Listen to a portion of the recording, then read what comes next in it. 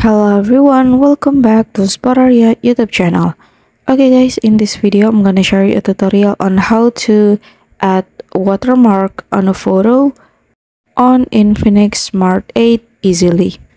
Okay guys, so to mark that the photo is our own shot, we need a watermark. So here I will show you how to add watermark to the photo we take, and let's check it out. Okay, first we go to open the camera first, and then we randomly shot like this.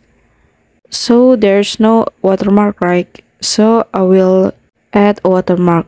Okay, we can go back, and then you can click on the left top like this, and then you can go to watermark customize, and then you can add the time watermark or series watermark or brand watermark or whatever. So this is, I will choose time watermark and brand watermark.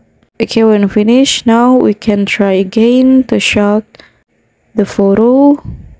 Okay, let's see the result.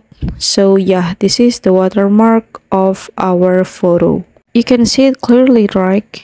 Okay, so yeah, this is the tutorial on how to add watermark on our photo on Infinix Smart 8.